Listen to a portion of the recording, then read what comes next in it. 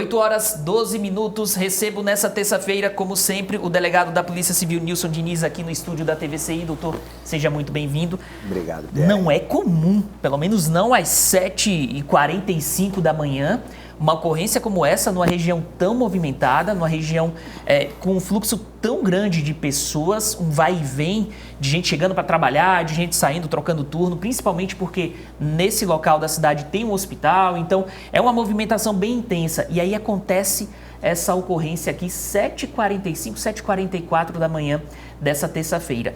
Nesse momento, é claro, você ainda nem tem ciência do que aconteceu de fato.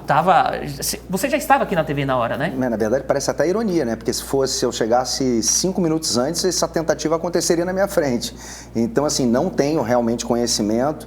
Soube ali, porque passei na cena do crime. Mas o que dá para perceber, né, analisando aí rapidamente o que já foi exposto ao vivo pelo link de vocês, é que isso aí parece ser um homicídio premeditado, né? Já conheciam a rotina dessa vítima, já havia inclusive uma pessoa ali, segundo a reportagem, sentada esperando essa vítima. Então, imediatamente, a Polícia Civil já foi comunicada, já notifiquei a Polícia Civil, já tinha sido notificada, inclusive, por quem atendeu a ocorrência, policiais militares, e já estão na rua buscando os elementos aí para apurar a autoria do crime. Agora, doutor, eu quero saber exatamente qual procedimento que a Polícia Civil adota nessas horas iniciais após a tentativa de assassinato, após, não necessariamente esse caso, porque a vítima foi encaminhada para o Hospital Regional do Litoral, mas após uma tentativa como essa, como é que a polícia age logo na sequência? Primeiro atendimento é local de crime, Pierre, isso é muito importante, né? Na verdade, já se sabe que a gente não atinge, quando eu falo a nível Brasil, é um nível alto de elucidação de crimes de homicídio, porque o atendimento de local peca. Entendeu? Então é muito importante esse primeiro atendimento, porque ali você vai identificar as testemunhas, que tecnicamente falando, as testemunhas de viso, né, que visualizaram a prática da execução. Então é muito importante que esse atendimento seja feito com qualidade para que essas testemunhas sejam identificadas. Além disso, a busca por imagens, né? Aqui, pelo que se percebe, é uma região que é bem dotada de circuito de câmeras, então é bem possível que consigamos imagens dos executores antes e depois do crime. Isso aí é de suma importância, isso tem que ser levantado logo após a prática do homicídio. E é um trabalho que a Polícia Civil faz com celeridade exatamente para poder chegar ao autor dos disparos, a pessoa responsável pelo crime, né? Tem que ser feito com celeridade porque se esses primeiros elementos são perdidos, muito possivelmente não haverá sucesso na investigação. Então, a gente já tem um protocolo, já segue um protocolo na Delegacia de Polícia, que as primeiras 48 horas após o homicídio são as mais importantes, então são dentro dessas 48 horas que esses elementos têm que ser buscados. Doutor, o senhor até já citou aqui, mas eu quero falar mais sobre essa característica que pode ter até mesmo motivado o crime ou que pode explicar que já foi um crime premeditado. Então, o fato de já ter uma pessoa esperando no local, pelo menos o que trouxe a informação do Michel Moreira, é que tinha uma pessoa esperando no local e essa pessoa foi o responsável pelos disparos de arma de fogo. Isso leva a crer que foi um crime premeditado, que foi tudo planejado para poder, de fato, atingir e assassinar essa pessoa. Nós temos o crime que é premeditado, né, quando ele é planejado previamente, nós temos o crime de ímpeto, né, que é aquele homicídio, por exemplo, após uma discussão ali no local. Então, nasce a motivação ali, naquele momento. Nesse caso aí, fica evidente que foi um homicídio premeditado, uma tentativa de homicídio premeditada, né? Já conheciam a rotina do médico, sabiam que ele chegava para trabalhar por volta das 7h40 e já se postaram lá para a prática desse crime, da execução desse homicídio.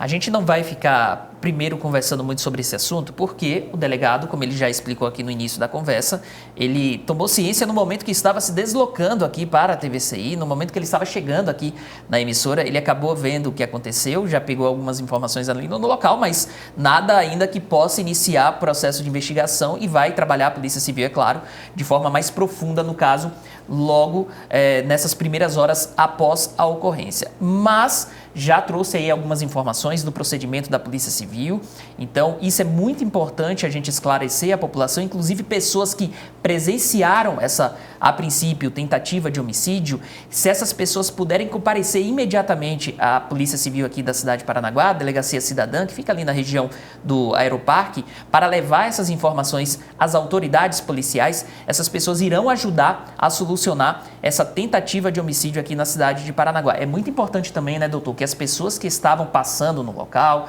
as pessoas que presenciaram essa tentativa de homicídio, procurem a Polícia Civil para poder dizer o que relatou, dizer o que acabou acontecendo, o que essas pessoas viram, né? Pierre, foi até bom você mencionar isso, porque muitas pessoas, obviamente, temem pela própria segurança e acabam não se apresentando à Polícia Civil para contribuir na apuração do crime. Então eu deixo também o WhatsApp da Polícia Civil, que é o 3420-3612, porque a pessoa pode, de forma anônima mesmo, passar essa informação, passar uma imagem. Por exemplo, houve os disparos, alguém foi e registrou a imagem dos autores. Então, pode encaminhar esses arquivos para a Polícia Civil, que os dados do denunciante são mantidos em sigilo. O importante é que a gente receba essa informação. E a informação está chegando. Repete o número do WhatsApp. 3420-3612. Portanto, se você tem alguma informação, mande o WhatsApp. Sua identidade vai ser mantida em sigilo. Doutor, a gente vai parar esse assunto por aqui até para não atrapalhar as investigações, porque tudo ainda está no começo, tudo ainda no início. Mais detalhes sobre essa ocorrência o pessoal vai acompanhar ainda ao longo do Bom Dia Litoral de hoje, e é claro, também ao longo da programação da TVCI.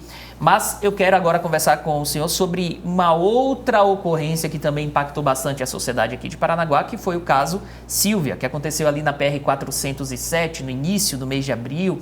Aquela mulher que foi morta a pedradas ali próxima à BR-407, em um terreno baldio. A polícia conseguiu identificar, e você já tinha trazido essa informação no Bom Dia Litoral da semana passada, e agora o responsável pelo crime, a pessoa apontada como autora do crime, já foi presa, né? Exatamente. Na semana passada eu não passei muitos detalhes porque já havia representado pela prisão preventiva desse suspeito. Então estávamos esperando a expedição desse mandado de prisão. Já sabíamos, inclusive, que ele não se encontrava mais em Paranaguá. Ele deixou a cidade após o crime justamente para frustrar sua captura. Foi importantíssimo um detalhe nessa investigação, Pierre, porque ela era complexa, não havia imagens do local do fato, não havia testemunhas, e os investigadores, logo após a prática do crime, tinha notícia que teria sido uma pessoa, aparentemente um andarilho, que teria praticado esse crime. Então eles abordaram vários andarilhos naquela localidade. Coincidentemente, um desses abordados era o suspeito do homicídio. Quando fomos confrontar com as únicas imagens próximas do local do fato, conseguimos identificar pelas vestes e por uma bolsa que ele utilizava frequentemente, de forma recorrente. Foi aí que chegamos à identificação. A partir da identificação dele, buscamos pessoas do convívio dele. Foi aí que chegamos a uma testemunha para a qual ele confessou a autoria do crime. Então foi muito importante essa atuação imediata da Polícia Civil logo após o crime, realizando a abordagem de um número grande de pessoas que se encontravam na região. Ele já disse o porquê cometeu esse crime? Qual foi a motivação para a autoria do crime? Ainda não mencionou, porque ele se encontra na cidade ainda onde ele foi capturado, registro em São Paulo. Estamos em contato com a Polícia Civil daquele estado para providenciar a remoção dele para cá. Mas segundo os elementos que nós temos já nos autos, não extraídos do interrogatório dele, mas de testemunhas, ele se encontrava com essa vítima em um bar. Ele realizou o pagamento de uma bebida, do produto que ele consumiu lá, e foi ao banheiro. Essa vítima teria se apropriado do troco e deixou o local. Ele foi atrás dessa vítima, já encontrou ela dormindo naquela região ali onde o corpo foi encontrado, e ali ele não hesitou em praticar o homicídio. Olha só, um crime que foi cometido na cidade mais populosa do litoral paranaense, por algo tão banal que foi o troco de um pagamento de uma bebida. Primeiro que nenhuma vida tem valor, então independe do valor desse troco, nada justifica agressão, muito menos tirar a vida de outra pessoa.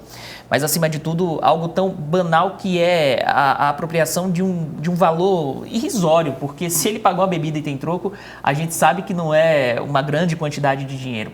Então isso acabou motivando o homem responsável pelo crime, ou apontado pela Polícia Civil, pelas investigações como responsável pelo crime da Silvia, por tirar a vida da Silvia, a cometer uma barbaridade tão grande, porque ela foi morta a pedradas, que chama a atenção e que impacta, né, doutor? Exatamente, Pierre, isso traz um alerta também muito grande, muito importante, porque esse indivíduo não é morador da região, ele é natural, inclusive, de outro estado, ele vivia numa situação de rua no nosso município, então isso traz às autoridades públicas a necessidade de, com urgência, fazer um mapeamento dessa população de rua, porque possivelmente outras pessoas também se encontram nessa condição.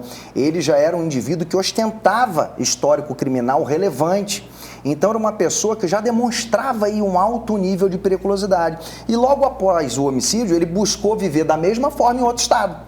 Então ele passaria despercebido em outro estado, ostentando um mandado de prisão e uma extrema periculosidade. Então nós precisamos agir urgentemente em cima da população hoje de rua, para que essas pessoas sejam identificadas, seja criado um cadastro, para que elas não permaneçam à margem da sociedade. Entendeu? Então isso é um trabalho que cabe ao poder público. Até para saber se essas pessoas não são procuradas pela justiça em outros locais, né? Exatamente, Pierre. Elas podem ostentar aí mandados de prisão em desfavor e, além do mais, o incremento dessa população de rua traz uma sensação de insegurança para os moradores da região. É muito difícil você chegar para estacionar seu carro, ser abordado por 3, 4 homens solicitando dinheiro para cuidar do seu carro. Ou seja, o poder público, agora eu já falo com viés político, né? Precisamos tomar providências urgentes no intuito de cadastrar essa população toda e realmente reduzir drasticamente esse número de pessoas de rua em nossa cidade. Ainda sobre esse assunto, você que é um representante do povo na Casa de Leis aqui da cidade de Paranaguá, é vereador, como o senhor enxerga a necessidade do poder público agir para poder evitar que a população das pessoas em situação de rua cresça e de que forma, o que seria bem assertivo para poder evitar que essa sensação de insegurança acontecesse? O que fazer com essa população em situação de rua? Pierre, o Executivo Municipal, por meio da sua Secretaria de Assistência Social, já vem fazendo um trabalho muito importante nesse sentido. Conversei muito com a secretária, justamente com medidas para a identificação dessas pessoas, pessoas que possuem RG de outros estados, que são oriundas de outros estados, passarem a ser identificadas civilmente no nosso estado. A gente tem um grande problema, que hoje a gente não tem uma identidade única, né? Então você tem a identidade do Rio de Janeiro, do Distrito Federal, de Santa Catarina, e isso traz dificuldade na identificação dessas pessoas. Então, por meio da Secretaria de Assistência Social, estamos buscando identificar essas pessoas, dar dignidade a essas pessoas, para que não sejam incentivadas a permanecer na rua. Porque hoje o grande problema da nossa cidade é que viver na rua para essas pessoas ainda é um atrativo. Então, isso que tem que ser refutado. Essas pessoas não podem ficar nas ruas. Temos que passar incentivos, dar dignidade para que elas se incentivem a realmente sair das ruas e não permanecer nelas. Lembrando sempre que não é porque a pessoa está em situação de rua que ela é uma pessoa criminosa, que ela é uma bandida. Existem vários fatores que levam a pessoa a se encontrar nessa situação. Doutor, muitíssimo obrigado pela sua participação aqui no Bom Dia Litoral de hoje. Até terça-feira que vem. Até terça. Um abraço.